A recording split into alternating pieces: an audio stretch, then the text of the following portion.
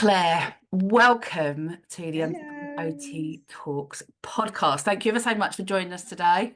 Lovely to be here. Thank you for having me.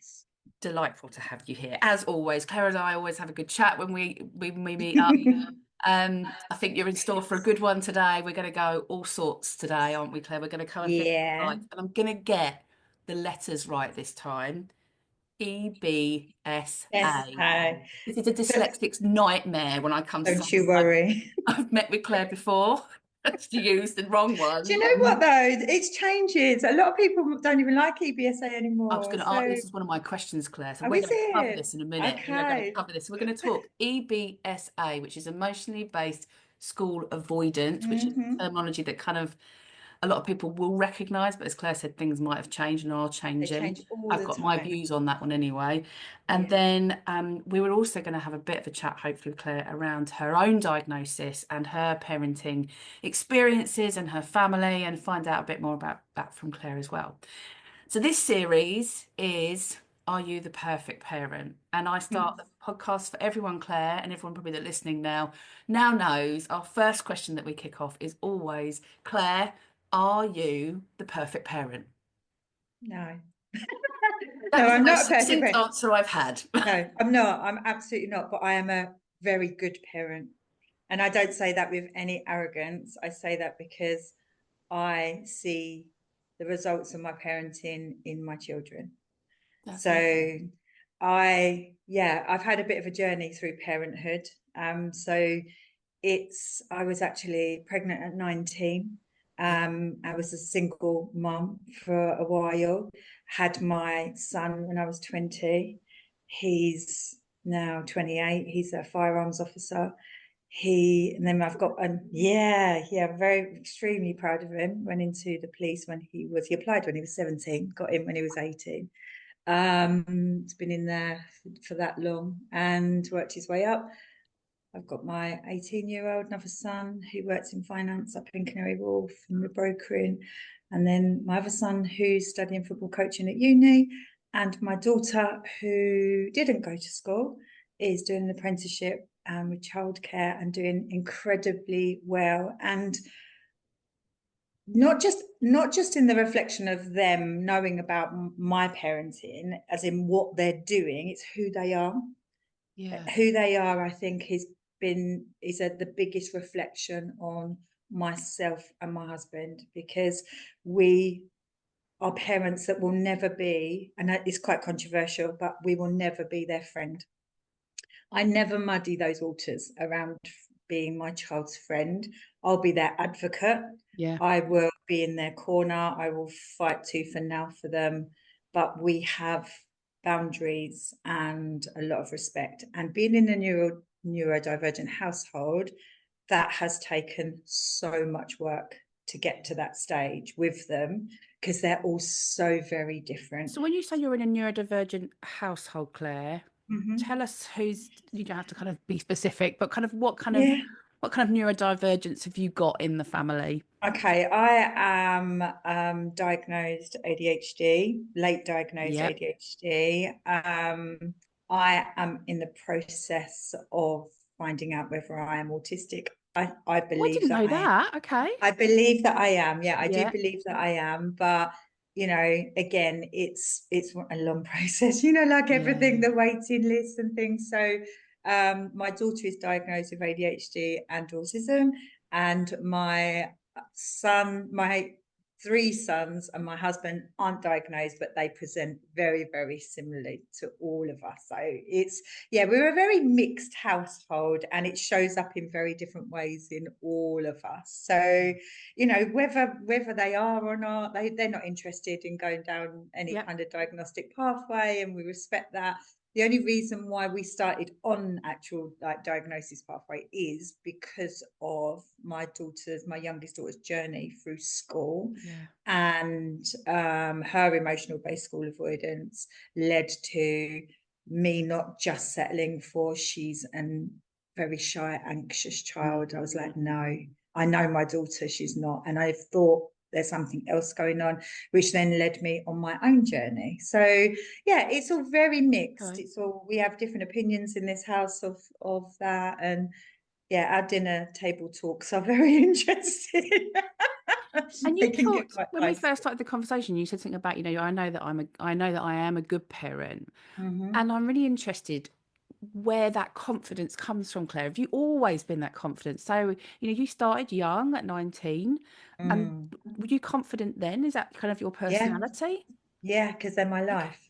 Yeah, They are yeah, my yeah. life, and Yeah. failure was failure. There isn't such thing as failure. I don't believe in parenting, but Yeah. not doing it, not creating happy children to me wasn't an option because I Yeah. had an amazing childhood, and I'm very, very lucky. I still have my mum and dad. They live at the top of my road, and Okay. they're like my heroes. And I look at them and I look at the way I was raised, and I wanted that for my children. I Yeah. wanted that. My mum was at home, very traditional family. My mum was there picking us up, taking us to school. She was even our dinner lady when she started working. So Was she? yeah, yeah. And then she was a childminder. So she's always been very maternal.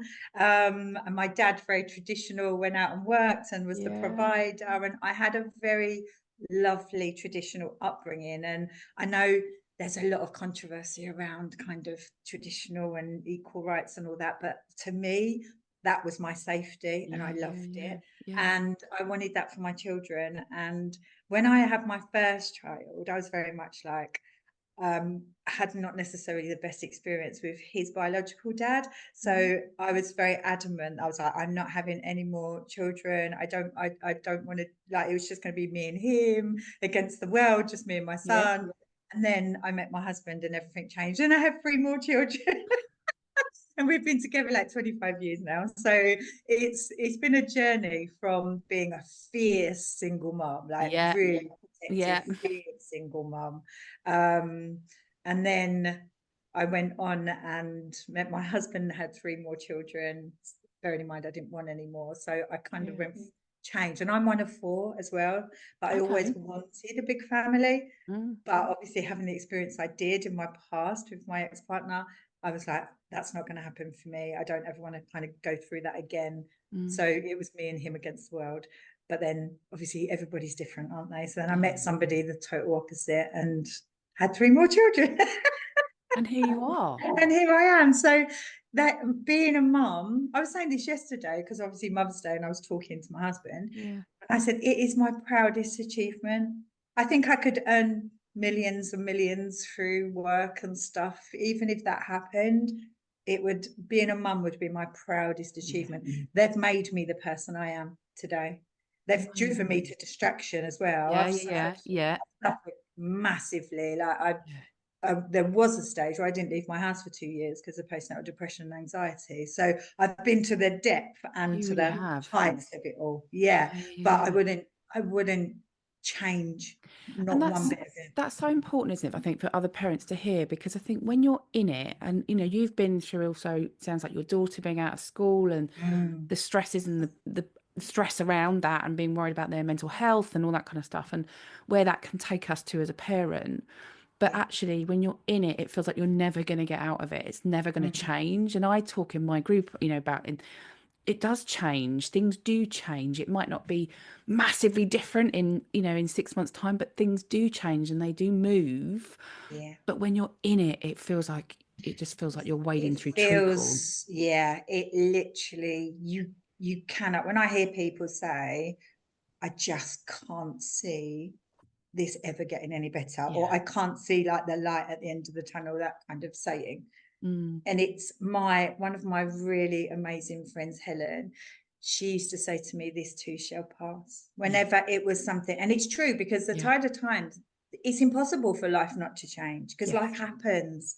It happens even when it's crap. It happens, excuse my Mm, language, but even when it's bad, it happens, and there's nothing we can do to stop that. yeah. So I think as I've got older and I've kind of grown into myself, I've gone on a bit of journey of trying to not fight that. I've Yeah. gone through acceptance that Yeah. stuff is going to happen. And because of what I went through in the past, sort of between 17 and 25, because of all that trauma, I I now appreciate so much more. And Mm, then when I went into kind of that real high anxiety where I couldn't leave the house, the strength of what I'd been through previously brought me through that. So actually, trauma to me was horrific, but it was my driver to get me through bad stuff. Because I'm like, if I know I can work through that, I can get through this next bit. And even if it's like on a really rubbish day, it's like, well, I know that I'm going to wake up tomorrow, and I know that there are things that I can do to push through this. It's not going to be all, songs and roses and wonderful, but it's going to be a day, and it's going to happen, because there's no choice about that, because I'm a mum and I've got to get on with it. Yeah. Yes. You just do, didn't you? You just have to put your big girl's pants on and get on with it. Yeah, and that's what we do. And we go for another day and another day. And when I'm working with my families, that's what it's like. I'm like, allow yourself these days, allow yourself time to just be. You don't have to be happy, you don't have to be sad, just get through it and then work towards something better. And I think that really interests me, that bit, Claire, because I think, I talk to my kids about that, is that you're not going to be happy all of the time. And I think I don't know whether it's a cultural thing or where it comes, or whether it's a social media thing that toxic positivity. This thing, you've got to be happy, and we're all aiming to be happy. What, Liz? It really frustrates me, because I think when we are working with families and young people, we need to stop measuring mental health by happiness and start measuring it with authenticity. So if you can show up as you are, as you're feeling, that is so much healthier than happy. So much healthier, because the families and the young people that I worry about, that keep me awake at night in my work, are the ones that are like, oh, it's fine, it's fine. And I'm like, oh, no, because life isn't fine. Sometimes life is really hard. Sometimes life can be brilliant, and we've got to celebrate that.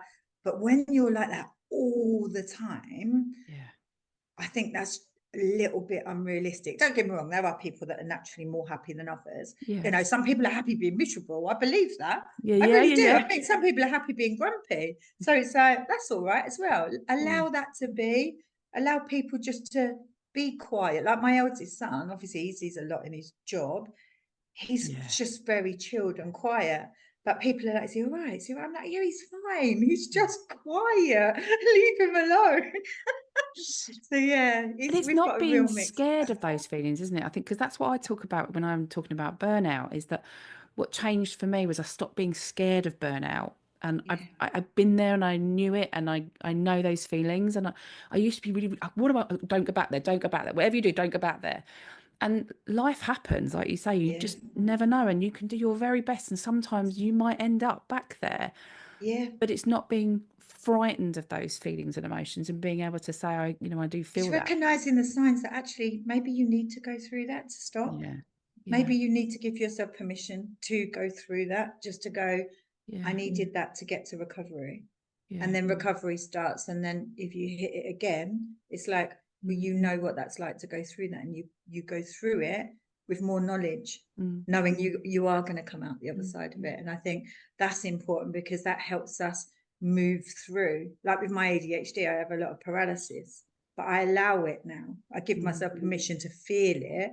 It's frustrating and it's hard, but to try to stop it, it's just the inevitable. It's like you're trying to, you're putting all your energy into trying to stop something that your brain is going, this is happening anyway. You've got no control over the chemical side of it. Off you go. You're going to be stuck for a little while.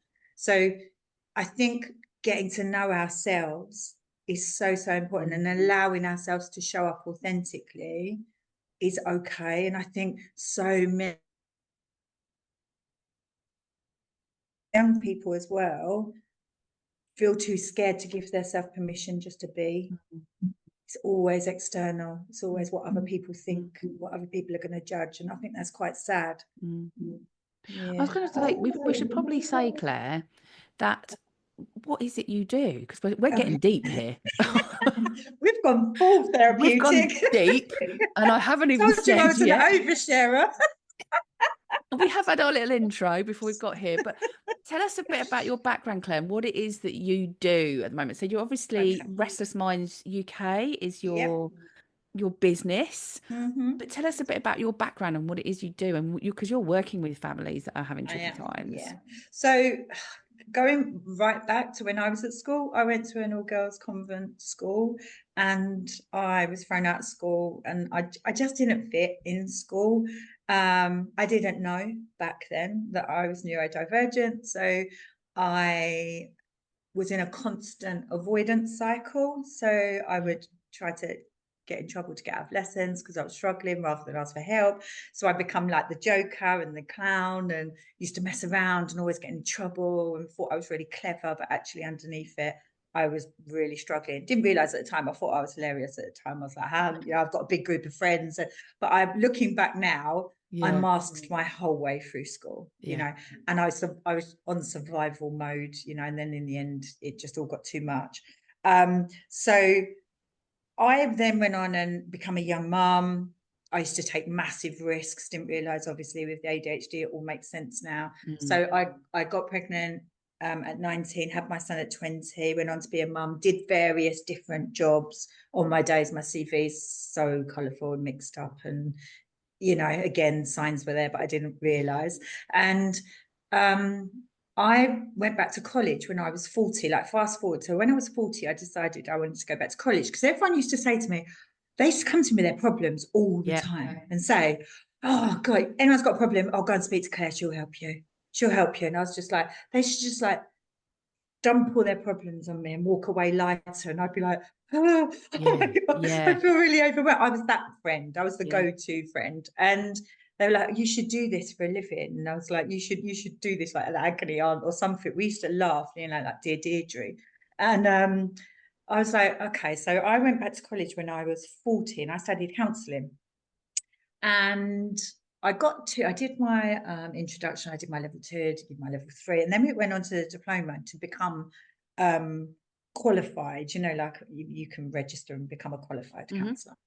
And I was like, I don't want to do this, because I found a therapeutic, like the way of working therapeutically was too restrictive for me, because I prefer like guidance and advisory, whereas counselling is more reflective and listening. And so I met a lovely lady on my course, and her daughter was setting up a company called Evolve Intervention, and it was early intervention, working, supporting young people. And she said to me, my daughter would love to have you working with her, I can guarantee it. So I met the CEO of Evolve, and we got on so well. And then I got my job, and I worked with her for 5 or 6 years it was. So it was amazing. And I was delivering workshops into schools, and my lived experience really helped me with like working with young people with anxiety and emotional see, I nearly did it there, Liz. Emotional based school avoidance, EBSA. And so I kind of worked in that space, and then obviously COVID happened, so I was working online one-to-one and helping mentor young people who had special educational needs, disabilities, social, emotional, mental health needs. So that happened, but unfortunately the founder of my company that I worked for, she got cancer, and she's okay, she's recovering, but her recovery was really hard, so she had to close down the business. And I was very much like, but there's so many young people and families that need help, especially post-COVID. There was a huge crisis, there still is. And then the more I began to research and do courses and qualifications around SEN and helping my daughter, I was like, it just kind of naturally went into, well, I can't stop. So that's why I finished work last September, and I set up Restlessminds straight away so that I could carry on working. And that's where I'm at now, and that's what I do. And I mentor young people, and I help families, I signpost, I don't do advocacy. I don't kind of attend meetings and things for them, but the whole point of Restlessminds is to empower families to know that they've got rights. And so that's kind of the family work, and signpost and give them guidance around what to do and what their rights are, and what their child's, how to support their child. And then the other part of Restlessminds is one-to-one, actually working with young people. And I love all of it. I love the whole thing. Young people can teach us so much stuff. Yeah. So that's where I'm at. That keeps you busy then, Claire. Yeah, and being a mum of 4. Well, I suppose, and that leads me on to our question, and we're going to talk a bit about today. I'm going to get it right. So the terminology that most people are using at the moment, so we moved from emotionally based school refusers because the refusing bit felt really not right for our kids. And Claire, you've been through it with your daughter and I've been through it with my son. So we've both kind of been there as parents. And then I think the terminology was around kind of much more now being emotionally based school avoidance. And that's the kind of terminology that you don't see people using, which is EBSA. Yeah. What does that mean, Claire? Because it sounds, Okay. yeah, there's loads of words there. I'm What does going it to read actually off my mean? notes. Is Go that on. all right? Of course Because it I've is. got notes, and because I can't retain information because of my No, own me work. neither. Go for it. But my version, what my interpretation of it is a state of emotional distress when being continuously asked to learn in an environment that doesn't meet your individual needs. Yeah. So when we think about that, when children and young people are attending school, there is a sensory profile that needs to fit with that. There's an academic profile that needs to fit with that. There's an emotional profile that needs to fit with that. A social profile needs to fit with that, and environmental. If any of those aren't aligned, that can create some kind of turmoil, emotional turmoil. But if you have layers of that, especially if you have a child with special educational needs or disabilities, or even like social and emotional mental health needs, so even if it's just anxiety that might not necessarily be classed as SEND, that can create a big emotional response in them. If we continuously exposing them to that response, that can actually go on to create a trauma response. Yeah. So this isn't about a child or young person choosing not to go to school, because by our very nature, we are inquisitive. We are born to learn. So, and young people want to learn, they do, but the environment needs to be right. And when we think about young people, so emotional based school avoidance, to me, when you look at that, is viewed very differently from depending on what your lived experience is. So if your agenda is education, as in that mainstream education, your belief system is always going to be that that young person is better off in school. Yeah. If you are a parent or carer who sees what happens with that young person when that's put on that person, you are not going to believe that's right for them. So it's what I view that how we are at the moment with emotional based school avoidance is almost like completely separate, and this is how we're treating this issue. So the school has an agenda, parent and carers can see realistically what's happening, mental health services can't do anything at the moment to the point of crisis. So it's a big like mess, I would call it. At this moment in time, it's a mess. And the only solution I see coming forward is punishment, punitive punishment, fines, and things like, for example, like not restricted, what's the word? Reduced timetables. Yeah. But realistically, all you're doing is delaying the inevitable. So emotional based school avoidance is something that needs to be looked at from the child's point of view, and not continuously looking at this from a statistic, results-driven academic point of view. Because let's be honest, Liz, you know, stress brains can't retain information. Stress brains can't learn. It's impossible, because you're completely in your amygdala. You're in fight, flight constantly. You're hypervigilant.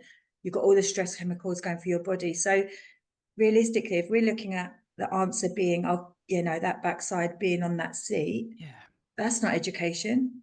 That's not learning. That's attendance. That's all that is. That is just pure attendance. Because that's a tick box. And that's it. And it's like we need to change that narrative, because emotional based school avoidance isn't that child avoiding being in school. It's that child cannot be in that environment. It's not that saying that child cannot learn. It's saying that child can learn if the environment's right.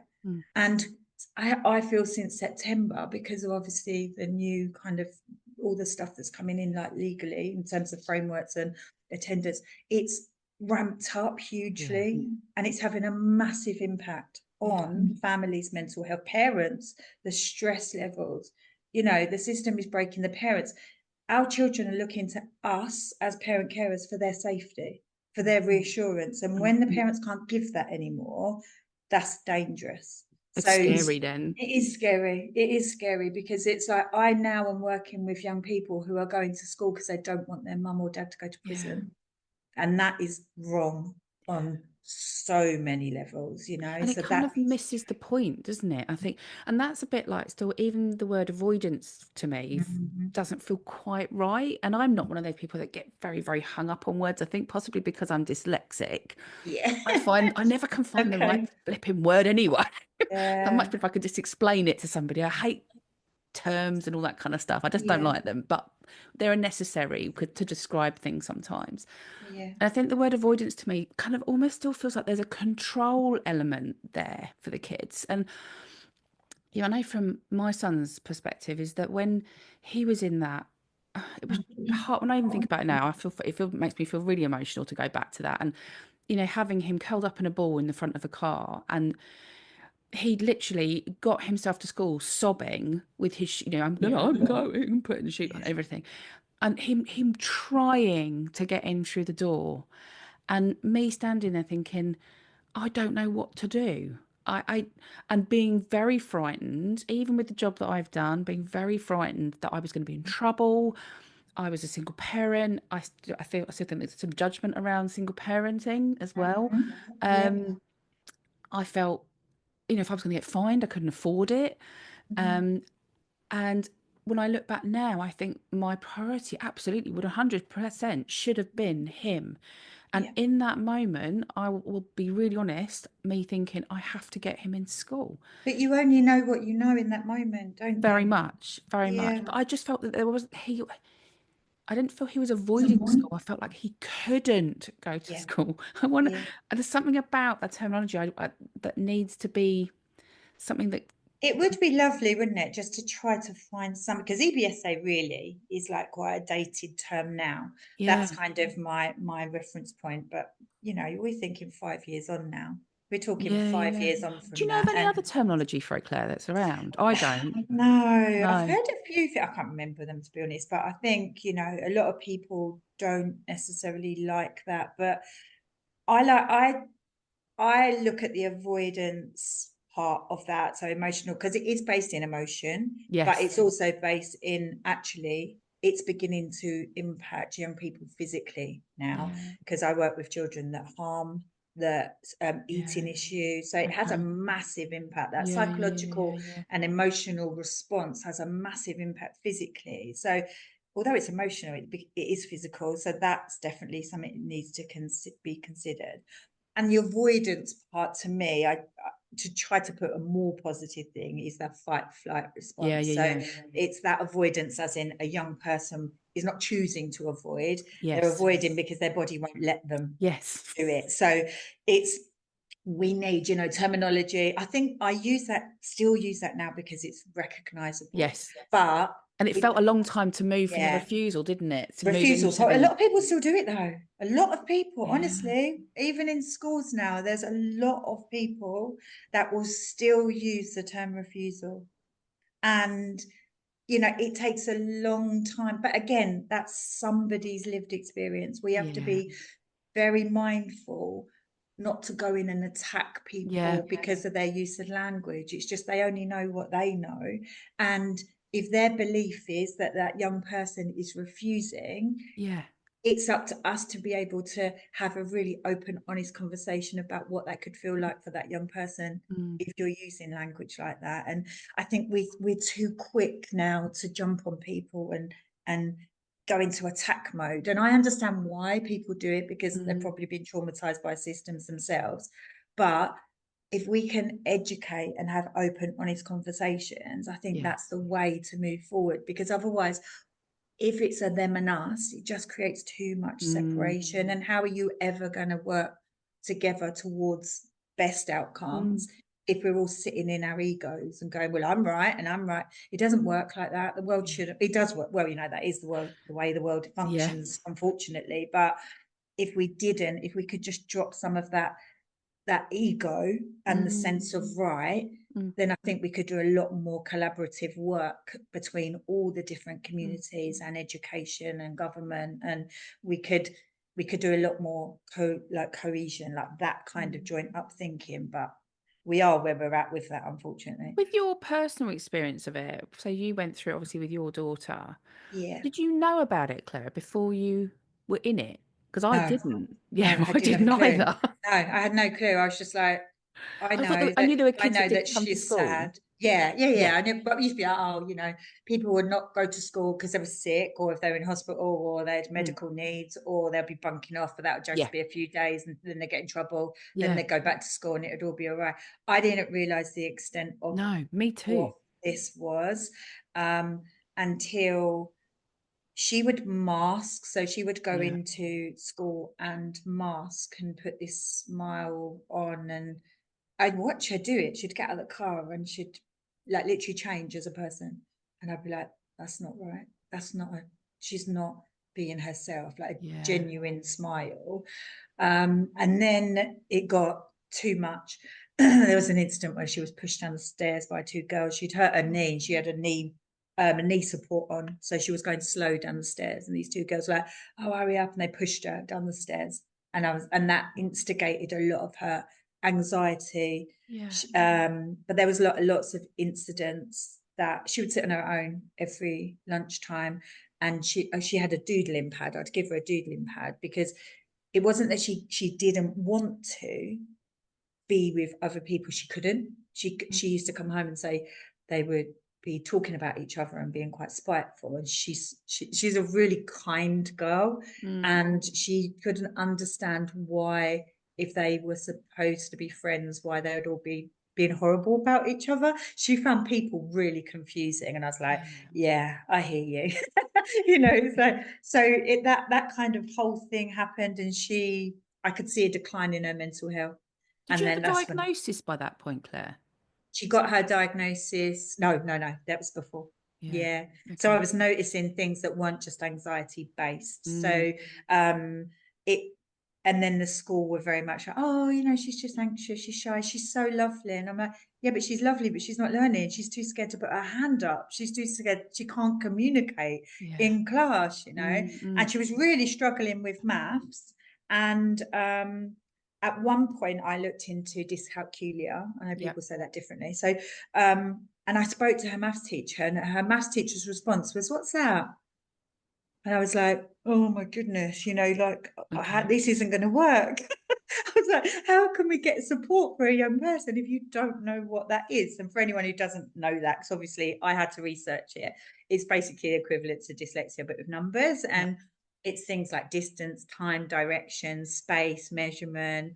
And it doesn't just affect your doing maths, it affects so many different things, Mm. like your ability to be able to understand like a portion of pasta, which is not my strongest point. I cook like I'm cooking for an army. If I'm cooking mashed potatoes or pasta. So like there's lots of signs there that she has and I have, which are very similar. And like I'll walk out of a shop and just carry on walking in the direction that I've just come from. And it's take me like 10 minutes to go, I've just walked down here. So it's there's so much more to Yeah. dyscalculia. So I just thought, oh my goodness, there's many layers of need that she has in Mm. mainstream socially and academically and emotionally, that I am going to have to really fight for.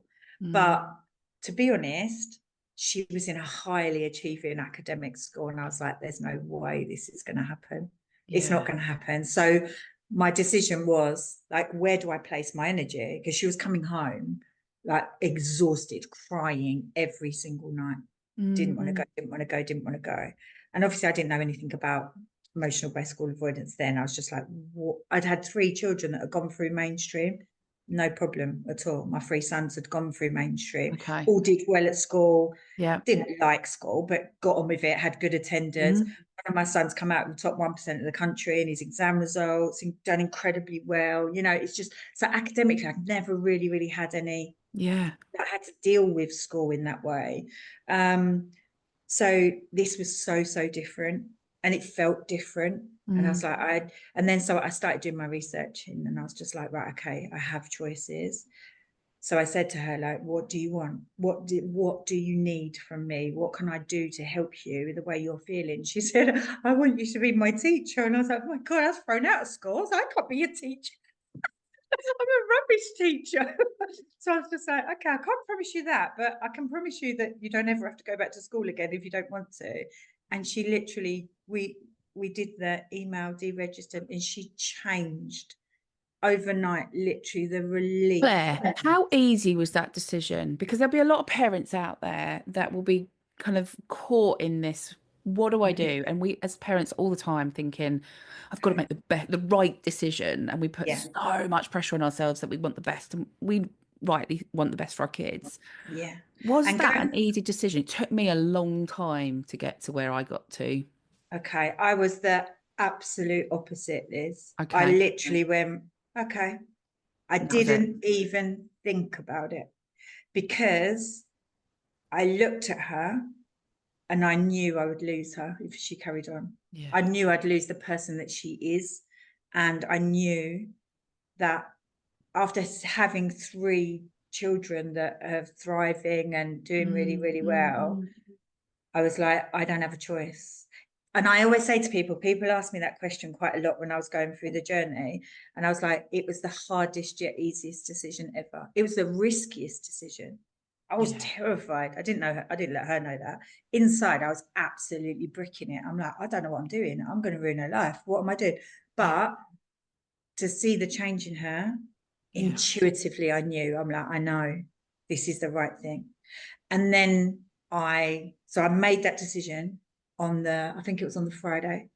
And I was like, you're not going back in on Monday. yeah, And I did the dereg letter. The process is easy. The process, what was, it's probably going to be very different now with the children and wellbeing kind of bill, the new one coming in. yeah, But the process was pretty easy. She didn't have an EHCP. I didn't fight for that because I'd known about families and how long that process took. And I was like, where do I place my energy? mm, I've got to place it in her because mm. her mental health has to supersede everything. You know, it's like if you were at work as an adult, if your work was making you sick, the first thing that happens is you stop going to work. You get signed off work. We don't allow children the same grace as that. We're continuously punishing them. But Mm. I understand and I recognize I was in a really privileged position, the fact that I could have her at home. There aren't many families that can do You that. know, I So was for going to say that me, to you. yeah, Yeah, so for me, the decision was easy, but I absolutely wouldn't yeah. say to anybody, oh, yeah, just remove them. I wouldn't say that if obviously you couldn't provide that for your child in that moment. Mm. And that's where it becomes really complex for It people. is, and I think from my perspective, I knew, I was trying to work. I was a single Yeah, parent. I had a mortgage. I had two kids, and I yeah, remember the panic in me, thinking, yeah, I don't know how to keep him at home. yeah, I don't know how we survive as a yeah, family if he's not in school. What do I do? I was yeah, employed at the time, so I was trying to get myself into work, and yeah. that was becoming more and more difficult. And the stress in the mornings, I didn't know Mm-hmm. whether I was going to get in, whether I wasn't going to get in. And at the time as well, I was working with some kids that had, quite significant attachment needs, and me not being at those sessions had a big impact. Yeah, And but I've also got to prioritize my own kid in this. And it's really difficult. And we ended up down a slightly different route to you. We had to go down the getting the EHCP to get to yeah. the ATOS And package. that's what I would say. That's what I would Yeah, say. I say if you can't do it the way I did it. I mean, obviously, I had to do it around work. It wasn't like, oh, yeah, just I yeah, didn't have anything to do. I had to do it all my work. But luckily, I was at home and I could facilitate that. yeah. But that's exactly what I would say when I work with parents. If they're not in a position to be able to do that, then your next best thing that you can do Mm, is become like, and I've done some courses recently for a charity about empowerment, about mm, upskilling and knowing your rights and yeah, becoming a massive advocate for your child to fight yeah, for what they're legally entitled to, an education. And you do have to fight for it, like an EHCP process and going through that. And if that doesn't work, an EOTAS or an EOTIS package, it's like all of those things. That's what I help with, like doing that signposting and mm, guidance for, because I know elective home education isn't an option. And to be honest, elective home education wasn't an option for my daughter either, because it didn't work. I tried to do that at home. So that's when I went on an unschooling journey, because replicating the curriculum did not work for her. Yeah. It's not the way she learns. So that's a whole nother story. That was like my unschooling journey with her. But what I do with my work with parents, if you've got a young person your child who's experiencing emotional based school avoidance, I help empower them to find out all the rights. What's your next step? Speak to this person, have a meeting with this person. They're not allowed to do that, because a lot of schools, I've had quite a few parents recently have said to me that schools have said to them, maybe you need to think about whether this school's the right place for you, for your child. And I'm like, that's off rolling. You can't do that. And unless you know that, Yeah. as a parent, you go, oh, okay, maybe we'll start thinking about another setting. It's like, whoa, no. You like let me tell you what that is, and let me tell you how to deal with that. And that's how, because unless you're in that position, why would you know these But things? that's why it's so important, isn't it, to find that support? Because especially if you're in that survival mode, and let's face it, when some of our kids are as poorly as they are, we are surviving and Completely. making sure they survive. Mm. Um, I couldn't take information on. I No. mean, at the best of times anyway, reading is a challenge, but there was Me no too. hope now.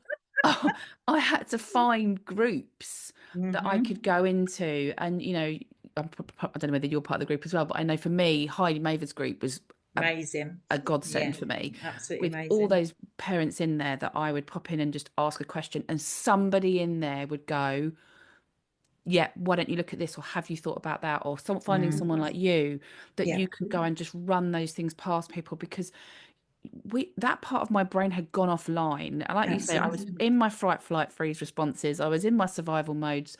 I couldn't get to that cognitive part of my brain No, it's to not work out what. logical. It's not logical. When we're scared for No, our children, we don't think logically. Why would we? We're no. like, all you see is a child, and you feel so disempowered and helpless Yeah, that yeah.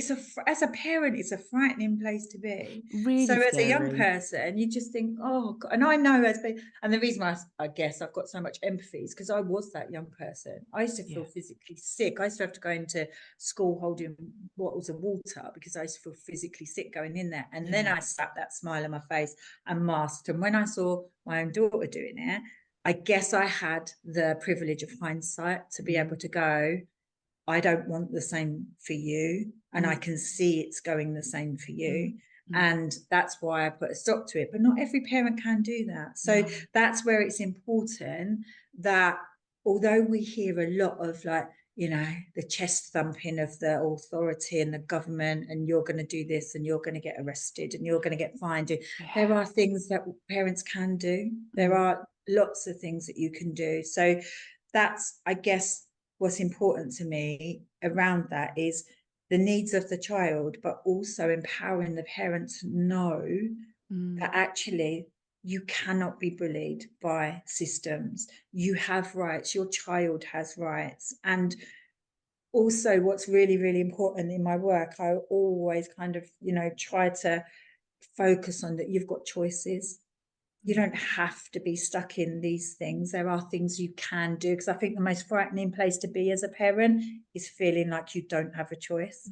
Mm. Like you said, they're in the car and they're crying and they're Yeah. screaming, and they physically can't go in. Mm. If you knew in that moment what your rights were Mm. and choices and things like that, it would have felt scary, but not as Yeah, scary. no, I totally agree. Yeah, so I think that's important. So Yeah. yeah, that's kind of a lot of the focus that I try to keep it Mm. on positive, because everything's a bit doom and gloom. Yeah. And actually, if you can look for those little small wins and It's those where you little can make the races, small changes, isn't it? And where you absolutely. can take something back. And sometimes, I talk about again in the burnout stuff, what I do is that we can't always, like the system, we can't change the system. Oh, we'd like to, and we're trying, Mm. people are out there trying and fighting the big fight, and I wouldn't be without them. But, Mm. there are times when things can't change. We cannot change it. And that's a horrible place to sit as a parent, a horrible Yeah. place when it's about your child and it's making your child mentally unwell, physically unwell, whatever. That's not a nice place to sit. And it's No. like you say, it's trying to find the little bits that we can take back and the little bit of Yeah. control we can take back, and Yeah. and that often comes through knowledge, and Yeah. it's where you can find that knowledge. And I think Absolutely. what I'm going to do, Claire, and when we're going to cover, I'm going to sidestep us in a minute, but we're going to put all your details in the show notes. So if Thank people want to you. get hold of you to talk about this type of thing, you can do that with Claire, and we'll put all her contact details in there as well, so people can find you. Thank you. But the other thing that I really wanted to kind of touch on with you was around your ADHD diagnosis. So I know this is something relatively new for you, and we were just chatting actually before we came on air, didn't we? And we're Yeah. starting to record even about the med side of things for you. But I'm just really curious because I think for me, I've been diagnosed later in life with as dyslexic. I know I am. I knew I was dyslexic, Yeah. but the actual diagnosis for me has been life changing, I suppose. And that sounds a bit, it's been life changing. No, it's true though, isn't it? Has, and it's given me a better understanding of myself. And I always thought, oh, dyslexia just meant I can't spell and read. You know, my reading and writing is a bit rubbish, but it's so much more than that. Mm. So I just wondered because there'll be other parents out there maybe that are on. I suspect I could be. They might be waiting for diagnosis. You know, often the majority of I think of the listeners we have to the podcast are coming from families with additional needs, and we know when they've got neurodivergence in the family. There's like it's likely to have come from somewhere. Yeah. Um, so I just kind of wonder, Claire, can you tell us a little bit about your journey with your ADHD diagnosis? Yeah, do you know what? What was the biggest kind of thing for me was actually hitting perimenopause. Yes. Okay. I've I heard this actually, lots now. yeah, I when my daughter was given her diagnosis, I began typical like another thing with like with ADHD, we can hyperfixate on things Yeah. that our brain finds interesting.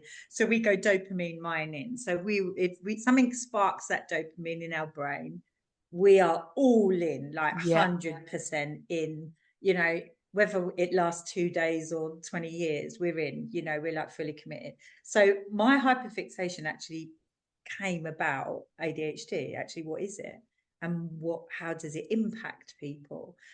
Because I really wanted to help my daughter to be able to lean into her strengths.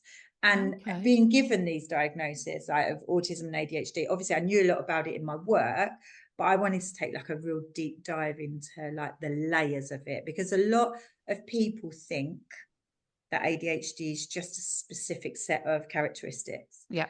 And it really isn't. It is so much more than that. And at the moment, I'm doing some videos on my Facebook, like breaking down those layers, because there are some things that you think, oh, that's just, you know, that's just a normal thing. And then when you start looking at, I would say normal, quote unquote normal.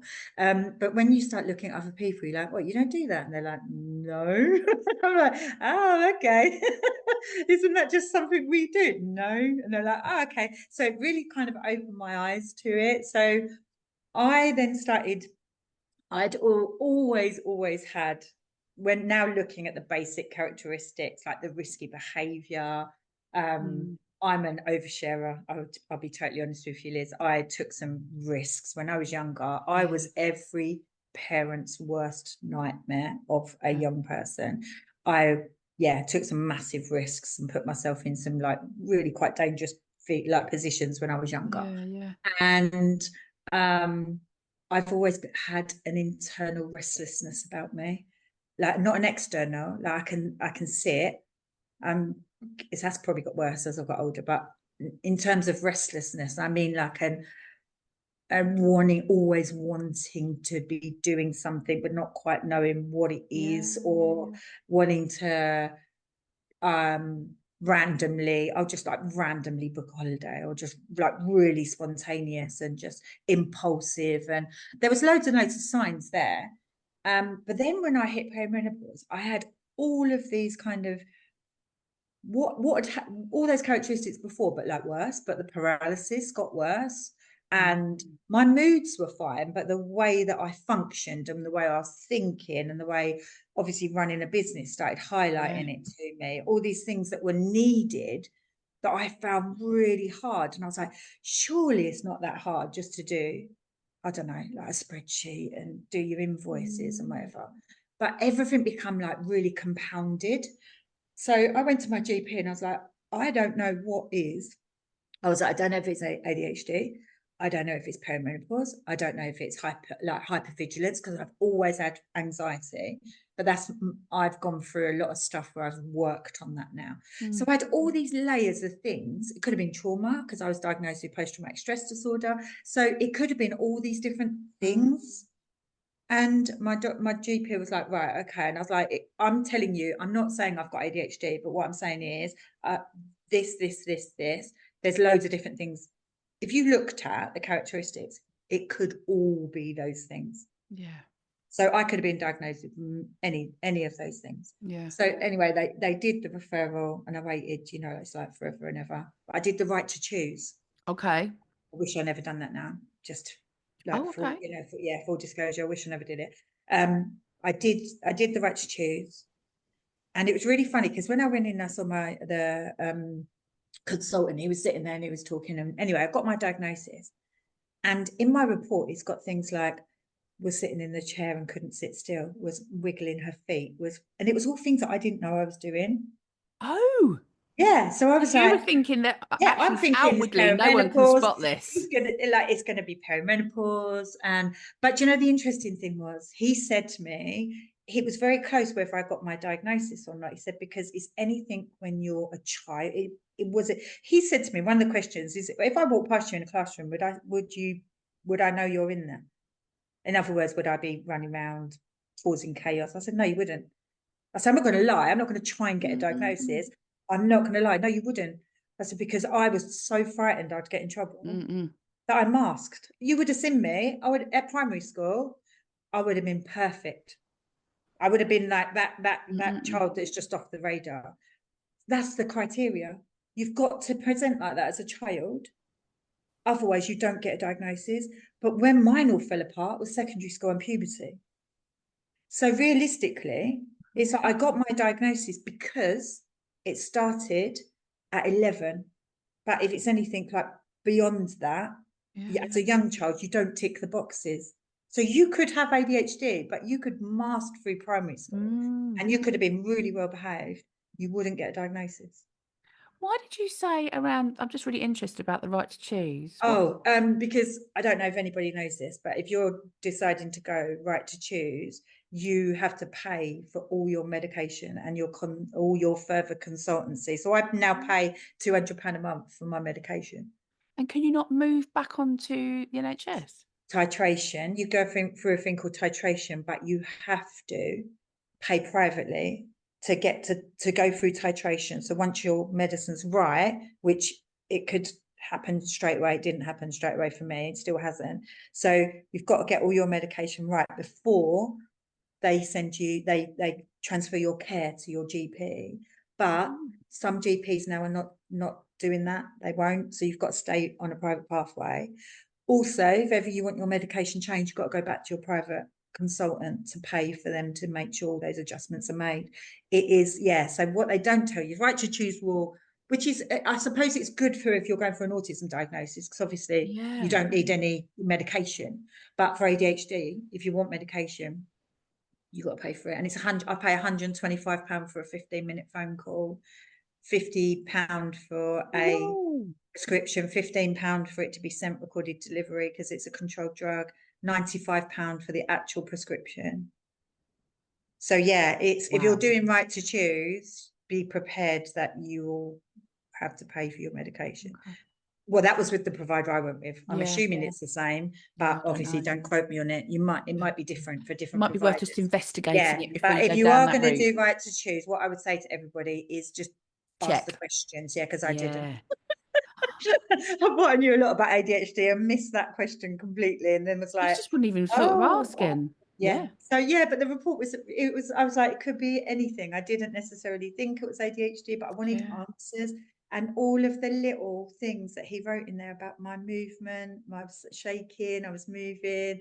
And I was like, oh my goodness, all of those non-verbal cues he picked up on. And it was put all in my report. And I was like, oh, wow. But yeah, it was literally nearly didn't get it. Everything was there. but he could not tick that childhood box until I said the age that it started to change, because he just assumed it was post, I think it was post 13, I think it is, something like that. But there's a cut-off point. Yeah.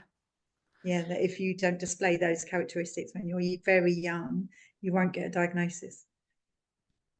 Another tick box exercise. Yeah.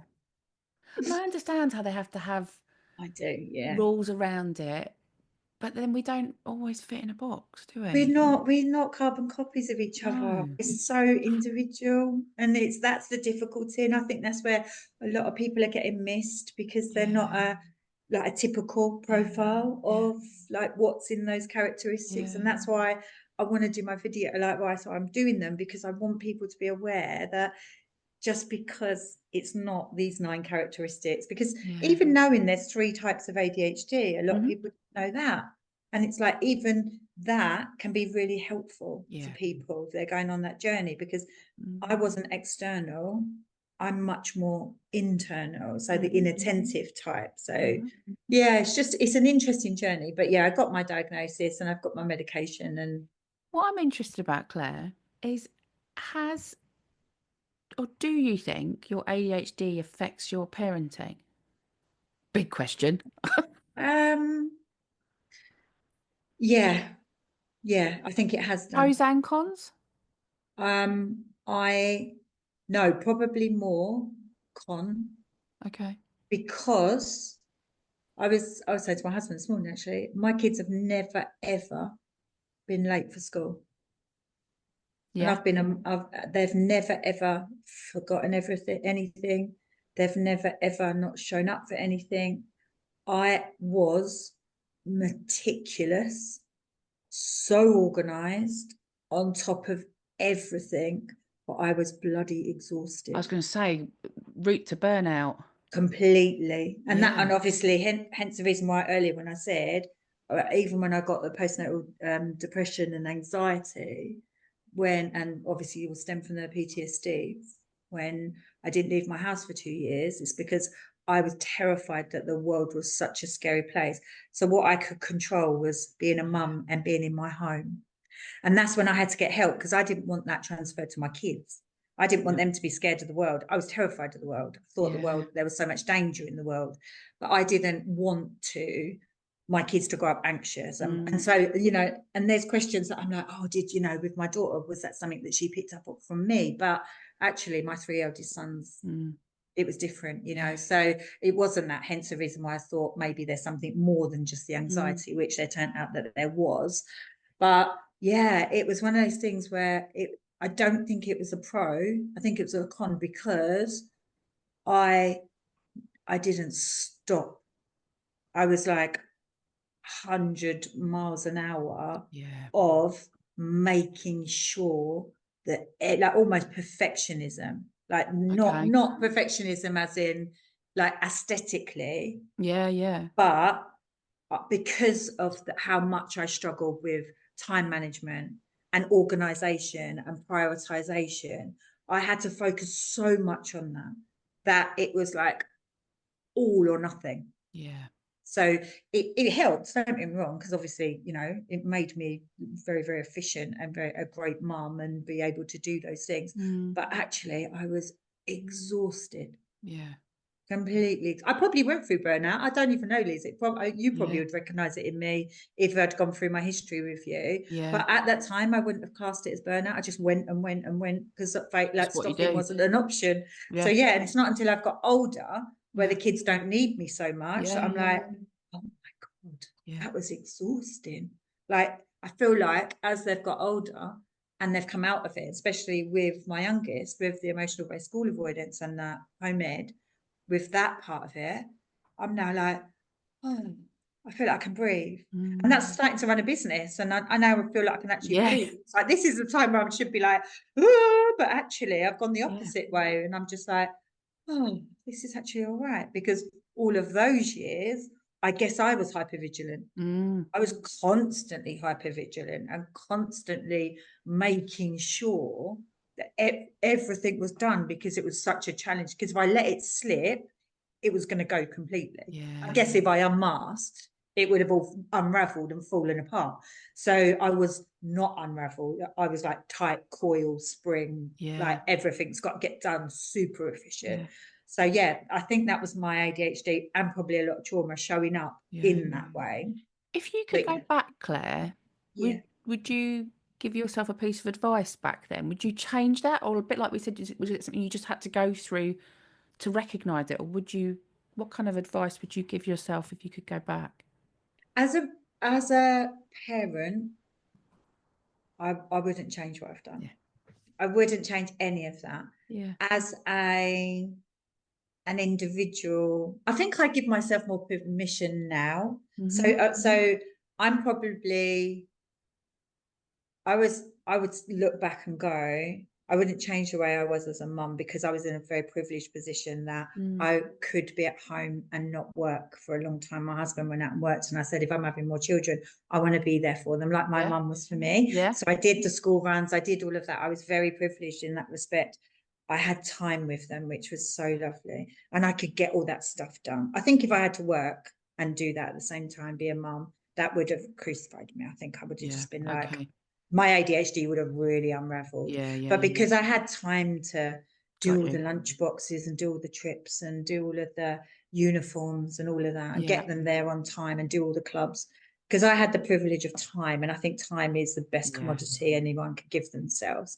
Yeah. Because I had that, I was able to do it. So I wouldn't go back and change any of that. Yeah. What I would change is I probably would have been kinder to myself and put myself, because it was all about kids all the time. And I think, like any of us, we just put ourselves below. We're on the bottom of the pile, aren't we, when we're a Yeah. parent? But I didn't prioritize myself much. So it was very much like, oh, you know, do you want to come and do this? And I'd be like, oh, no, I can't do that because I've got to do this. And it was very much like Yeah. I was at the bottom of the pile. But I thrived. I guess my best role in life has been being a mum. So I thrived in that role, Yeah. but I kind of separated who I was. You were. Yeah. So I was mum, and then I kind of forgot who Claire was. And it's not until the kids have got older, I'm now growing into Claire. Yeah. I now know who I am better than I have in my whole life. I think that And happens having to had that, so many of us, isn't it? I talk to yeah, so many parents about, and I felt similarly. I had this moment where mm, probably people have heard me talk about before. I had somebody ask me, "What do you enjoy doing?" And I couldn't answer the question. And at yeah, that moment, I thought, "Oh, I've just lost yeah, everything about me." And that was yeah, in amongst what was kind of going on for my youngest and hiatus and tribunals and all that. And I had completely lost who I was. yeah. And that's coming back slowly, but Yeah. it's not an It's a easy. process, isn't it? Yeah, yeah, yeah, It's a yeah. beautiful quote, and it was, I read it and I've absolutely loved it since. And it's, who were you before the world told you what you should be? Nice. And I was like, oh my God. Like your Yeah, mum, you're a sister, you're a friend, like a CEO or an employee, you're all of these things, but who are you? And it's yeah. like, I don't, and that's exactly it. It's like, who are we? Especially, I think a lot of that is down to parenting as well, because at the end of the day, that's Mm, the sacrifice you make, isn't it? It's yeah, like, it is. well, you know, you chose to bring a human into the world, you have the responsibility of raising them. When things become complicated and they don't go textbook, like according to what everything's going to be, it blindsides you, because Yeah, it's it like, does. okay, I'm equipped to be a parent. I'm equipped to, I know how to do this. I know how to be the parent and love them and nurture them and fulfill their needs. But when a system can't meet their needs, I'm not equipped Mm, to work out how to deal with that, because that's new and yeah, that's not expected. Because it's like, when you look around and, you know, all my friends, and not all of them, thank goodness, because I've got some kind of clarity around that, but when you see other people's kids just getting on with it and doing it, and you're yeah. just like, oh God, you know, like, oh, I'm a little bit left field here. I'm a bit out of my comfort zone, Mm, because everything to me was like textbook normal, as it were. And then all of a sudden, with my daughter, totally different. yeah, yeah, And I was just lucky that I worked in that field, that I had yeah, access to so much resource and so many people, that I could build that community, and I could stop being scared, and I could realize, yeah, oh, actually, there is another way of doing this. And it was a good way, and it's ended up amazing for her, absolutely, and good for me as well, because I just stepped into my brave. I was like, well, it's time to step up now and do something different, and do this home education thing, which I had no clue what I was doing. If you could give a top tip though, Claire, when you're thinking about those other parents, what would your top tip be to another parent that's maybe struggling at the moment? Okay, I've got quite a few, so be prepared. I've got top tips. So I would say drown out the noise. Yeah. We are so conditioned to listen to other people's opinions and thoughts and feelings, and we take that on. We sometimes just have to do this and cover our ears and drown out that noise. We have to trust ourselves. Yeah. Trust yourself. You are That's hard, the that bit best sometimes. person. Yeah, really hard. You have to learn to look inside and not outside. So when we're looking for validation, when we're looking for answers, when we're looking for someone to tell us what to do, you can pick and choose the bits, but then ultimately you've got to look completely inside yourself and trust yourself that it's the right thing. Listen to your child and believe them. If they are telling you that they are struggling, that is coming from somewhere. And it might be just for a few days, but sometimes, and most of the time, there is something fundamental going on underneath that needs listening to and believing. Because imagine yourself as a young person, and if you had something to say to an adult world, you would want someone to believe you, and you'd want someone to hear you, because you're just a very, very small voice amongst a big lot of noise. And my last one would be, and this is a lot of when I'm working with young people and their families, is be aware of your own conditioning. We are literally coerced and controlled into thinking that school-based learning is the only way that we can learn. And learning and education are two very different things. So mainstream education is education. Learning is lifelong. We can reinvent our career, our learning, our education at any time. We're putting people into a box of between 4 and 16 to 18. This is where you do your learning. And if you don't do that, you're failed at life. And we were taught that as a generation. Yeah. And we carry that conditioning to believe that our children are going to fail without that. And that's just not true anymore. There are so many other ways that children and young people can succeed in life without being traumatized by a continuous exposure to an environment that's not good for them. This isn't about changing our children. This is about giving them opportunities to learn when they can learn and the things that they want to learn. So being able to, if for example, you've got a young person that's struggling with the mainstream, like academia, like the things that are being taught, lean into the things they love. So what they don't do then is completely disengage in their love of learning, because if they disengage completely from learning because they think that school is the only way, and that's a measure of their ability, and that's constantly telling them they're not enough, then they're not going to engage in learning at all. So we need to keep their love of learning engaged. So if they've got a hobby, just lean into their strengths and encourage them and build them up in the way that all of the things that they love, build them up that way. So if school can't build them up in another way. And allow that space for them to grow in learning that isn't necessarily mainstream. So yeah, they're my top tips. There's a lot of them, but It's good to have them. It's good to have them. I prefer looking at it from an empowerment point of view than the doom and gloom, because there's a lot of doom and gloom, and I think that can keep us stuck sometimes. It really can, and I love that. I think that's very much as well how we work in OT as OTs. Is looking about, okay, well, how can we make this different? What can we do differently? And where can you take some of that power back and that control back? Definitely. Claire, we're just about to finish, so I want to say thank you ever so much for coming onto the podcast. It's been lovely. Thank you. As Thank you always, a pleasure to chat. We could chat for hours, I know that, but probably people might have signed off by that point. It'd be like going to sleep. Podcast to go to sleep to. What I wanted to do, I suppose, just give you the last couple of minutes, is just we'll put all your details in the show notes. Have you got anything particularly going on at the moment, Claire? I know that sometimes there's a bit of time before my podcasts come out, but I know there's a lot going on in your page, your Facebook page. Are you mainly on Facebook? Yeah, Yeah. mainly on Facebook. I do Yeah. a little bit on Instagram. I'm on just LinkedIn and Facebook. Yeah. But Okay. Restless Minds UK is my page if you want to come over and have a look. What I'm doing at the moment is the deep dive really into ADHD. That So sounds I think, amazing. yeah, just it's 24 videos over 24 days, not consecutive days, because obviously life happens and I don't Yeah. get one out every day. But it's a deep dive into ADHD and some of the areas maybe that people don't actually Yeah. realise could potentially be And that could ADHD. be really important maybe for some of those parents out there that are thinking, Yeah, yeah, I'm yeah, wondering. yeah. And at the end of each video, I put like little helpful tips or strategies just to try that, so that it always each video ends with some solution as opposed to just information. It's Yeah. just some Oh, bits to try. amazing.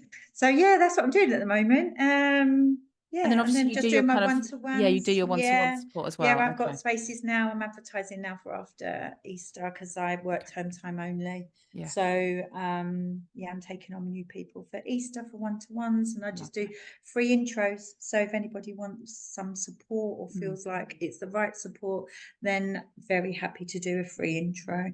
And then I just do some free stuff, some signposting and stuff. But it's all Yeah. on my Facebook page. It's all Have you over got a there. group, Claire?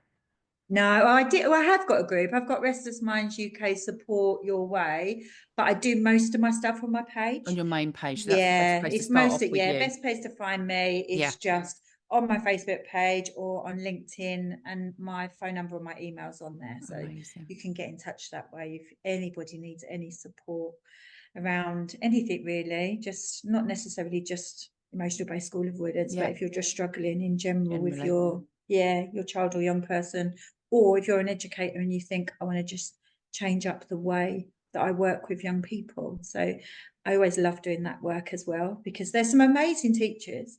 Yeah. Unfortunately, they're in systems where they're not given the opportunity or the space to be able to connect Yeah. with the young people, and Absolutely. I can help them, maybe try and help them to be able to do that within the Yeah. restrictions and limitations that they've got as well. So yeah, I always love doing that work with schools. Amazing. Thank Thank you you ever so so much, Claire.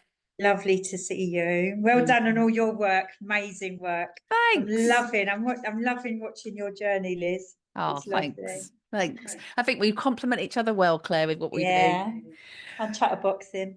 That's all right. That's all right. Lovely to see you. Lovely Take to have you care. on, and we will see you soon.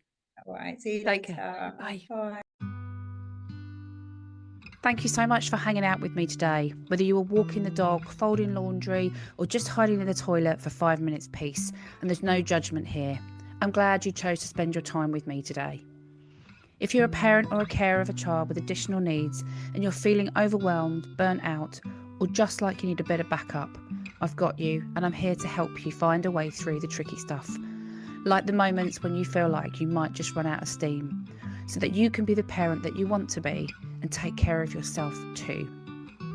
If you want to connect, you can find me on all the social media sites, Facebook, Instagram and LinkedIn, where I share more tips, resources and real talk. And hey, if this episode made you laugh out loud or feel a little less alone, why not buy me a coffee? Just click the link in the show notes. It's a small way to show your support and keep this podcast going. Take care of yourself today. You're doing an amazing job.